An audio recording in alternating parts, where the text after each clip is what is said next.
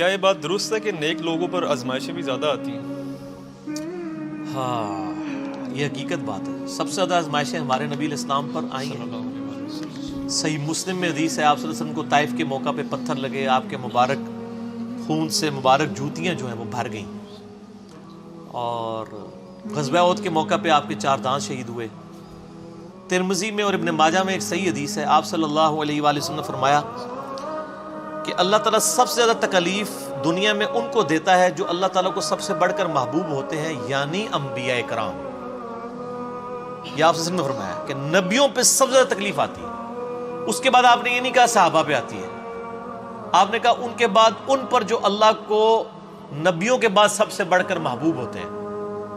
اب کئی صحابہ ہیں انہوں نے پوری زندگی لگژریس لائف گزاری ہے، کئی نے تکلیف اٹھائی ہیں، اور آج بھی کئی لوگ ایسے ہیں جو لگژریس لائف گزار رہے ہیں، کئی تکلیف اٹھا رہے ہیں. یہ اب اللہ کو پتا ہے کہ کس نے کس قسم کی تکلیف اٹھانی ہے. پھر وہ چاہے صحابی ہے، چاہے قیامت تک آخری کوئی مسلمان آنے والا ہے، وہ اللہ نے اب ڈیفائن کرنا ہے کہ کس کو کتنے لیول کے اس کے ایمان کے اعتبار سے آزمایا جائے گا. سورہ العنکبوت کا آغاز اس سے ہوتا ہے کہ لوگ اس بات پہ چھوڑ دیے جائیں گے کہ وہ کہیں کہ ہم ایمان لے کے ان کی آزمائش نہیں ہوگی، تم سے پہلے لوگوں کو بھی ہم نے آزمایا اور تمہیں بھی ضرور آزمائیں گے. پھر سورہ بقرہ میں بھی ہے وَلَنَبْلُوَنَّكُمْ بِشَيْءٍ مِّنَ الْخَوْفِ وَالْجُوعِ وَنَقْصٍ مِّنَ الْأَمْوَالِ وَالْأَنفُسِ وَالثَّمَرَاتِ. ضرور آزمائیں گے، خوف سے، بھوک سے، جان اور مال میں نقصان سے. پھر دیکھیں گے کون صبر کرنے والا ہے. ان اللہ مع الصابرین. تو آزمائش تو آنی ہے.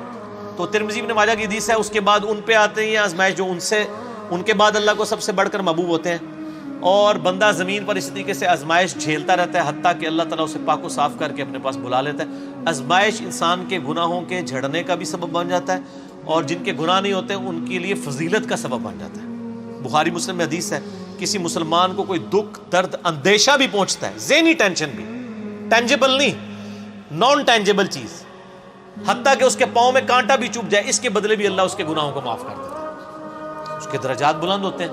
تو تکلیفیں تو آتی ہیں، اور نبیوں پہ بھی آئیں، ان کے ماننے والوں پہ بھی آئیں. تکلیف کے بغیر تو اللہ نے چھوڑنا نہیں ہے. البتہ ہر بندے کا ٹیسٹ ڈیفرنٹ ہے. کسی کو اللہ تعالیٰ بے اولاد رکھ کے آزمائے گا، کسی کی جوان اولاد چھین کے آزمائے گا، کسی کی جوان اولاد کو نافرمان بنا کے آزمائے گا، کسی سے اس کی بینائی لے کے اس کو آزمائے گا، کسی کو کے گردے فیل کر کے اس کو آزما لے گا. ہر بندے پہ آزمائش ڈیفرنٹ ہے. اور یہ یاد رکھیں، یہ جتنی آزمائشیں ہیں نا، یہ اللہ تعالیٰ نے پہلے لوح محفوظ پہ لکھی ہوئی ہیں. قرآن پاک میں ایک آیت ایسی ہے جو اس ٹروتھ کو ریویل کرتی ہے. اس کے بغیر تو آپ کڑ کڑ کے مر جائیں گے کہ میرے پہ یہ تکلیفیں کیوں آئیں. جب آپ کو یہ آیت پتہ چلے گی نا، پھر آپ کہیں گے یا اللہ جس حال میں تو رکھے، تو نے آزمانا تو ہے. اور یہ جو طارق جمیل صاحب اور یہ باقی جو واعظین کر رہے ہیں نا کہ آپ اللہ کے راستے پہ آ جائیں تو انشاءاللہ تعالیٰ ساری پریشانیاں دور ہو جائیں گی. ان کو تھوڑا اپنے آپ کو ریوائز کرنا چاہیے. اس طریقے سے پریشانیاں دور نہیں ہوں گی، پریشانیاں جھیلنی آسان ہو جائیں گی. اگر اللہ کے راستے پہ آنے سے پریشانیاں دور نہیں ہوتی تو نبی الاسلام کی دور ہوتی نا. بخاری مسلم میں حدیث ہے، وفات تک اما عائشہ کہتی ہیں کہ 3 مہینے ہمارے گھر میں چولہا نہیں جلتا تھا. 2 کالی چیزوں پہ، کھجور اور پانی پہ گزارا ہوتا تھا، اور وہ بھی تھوک کے حساب سے نہیں. 1 کھجور اور پانی کا پیالہ صبح، میٹھا پانی 8-10 کلومیٹر سے بھر کے لانا پڑتا تھا، اور 1 شام کو. یہ ٹوٹل خوراک تھی. ٹھیک ہے. اور بعد میں صحابہ کرام کو بھی دیکھ لیں، رومن اور پرشین امپائر بھی فتح ہو گئی ہیں تو انہوں نے اپنی زہد کی زندگی گزاری ہے. تو یہ کہانیاں نہ کرایا کریں لوگوں کو. لوگ پھر مایوس ہوتے ہیں، لوگ کہتے ہیں نہیں ہم دین کے راستے پہ آئے، تکلیفیں اور بڑھ گئی ہیں. یہ پھر وہ لوگ اس طرح نہیں ہوتا.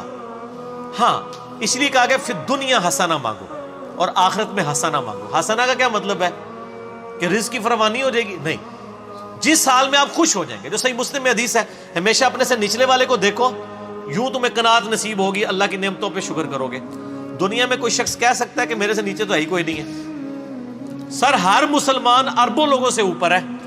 دنیا میں اس وقت بھی 4 ارب لوگ ہیں جن کے دل میں کلمہ نہیں ہے، تو مسلمان اس سے اوپر تو ہے نا.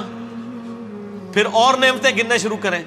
سر پی سی ہوٹل کا مالک جو ہے وہ مرچ نہیں کھا سکتا، اور میں چنا چاٹ بھی کھا لیتا ہوں، تو میں اس سے بہتر ہوں. ایک فیکٹر میں نے کنسیڈر کیا ہے نا. اس کے بعد دولت ہے تو کیا کرے گا؟ ڈالر کھائے گا. تو ہر بندے کو اللہ نے آزمائش میں ڈالا ہے. تو یہ آیت ہے سورۃ الحدید کی آیت نمبر 22 اور 23.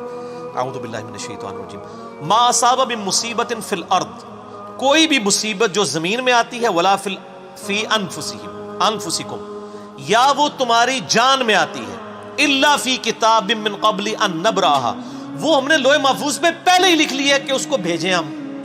زمین پہ ارتھ کوئک آتے ہیں، یعنی زلزلے آتے ہیں، سیلاب آتے ہیں، قحط سالی آتی ہے، وبائی مرض پھیلتا ہے، یا تمہاری جان میں کسی کے گردے فیل ہوتے ہیں، کسی کو ہیپاٹائٹس ہو جاتا ہے، کسی کو کینسر ہو جاتا ہے، اللہ تعالیٰ ماتا ہے یہ ساری تکلیفیں میں نے پہلے ہی لکھی ہیں لوح محفوظ پہ کہ اربوں انسانوں میں سے کس بندے کو کون سی تکلیف دینی ہے. اللہ اکبر. ذالک ان ذالک علی اللہ یسیر، اور بے شک یہ اللہ کے لیے بڑا آسان ہے. تمہارے لیے مشکل ہے کہ اتنا ڈیٹا کیسے مینج کیا ہوا ہے، اللہ کے لیے آسان ہے. کس لیے؟ لکی لا تأسوا علی ما فاتکم، یہ اس لیے میں نے کیا تاکہ تم کف افسوس نہ ملو جو تم سے چھن جائے. کیا کہو؟ انا للہ و انا الیہ راجعون، ہم بھی اللہ کی طرف سے ہم نے لے کے بس چلے جانا ہے. مسلم شریف میں حدیث ہے نا، جو تکلیف کے وقت یہ دعا پڑھ لے، انا للہ و انا الیہ راجعون اللہم اجرنی فی مصیبتی واخلف لی خیرا منہا، تو اللہ تعالیٰ اس کو بہتر نعم البدل عطا کر دیتا ہے. میرا یوٹیوب پہ ایک کلپ ہے، غم کی خبر کو خوشی میں بدلنے کی دعا، اس میں نے ڈیٹیل سے اس کے اوپر بات کی، آج میں ڈیٹیل میں نہیں جاؤں گا. اللہ تعالیٰ ماتا یہ میں نے اس لیے لوح محفوظ پہ والا لکھا ہے تاکہ تمہیں افسوس نہ ہو جو تم سے جاتا رہا، ولا تفرحوا بما آتاکم، اور تم شیخی نہ بگاڑو اس پہ جو تمہیں مل جائے. واللہ لا یحب کل مختال فخور، اللہ تعالیٰ ہر شیخی خورا جو ہے، شیخی بگاڑنے والا، اللہ تعالیٰ اس کو پسند نہیں کرتا. تو اسلام تو کہتا ہے جی خوشی ہے تب گاڈ اورینٹڈ ہو، غم ہے تب گاڈ اورینٹڈ ہو. ٹھیک ہو گیا.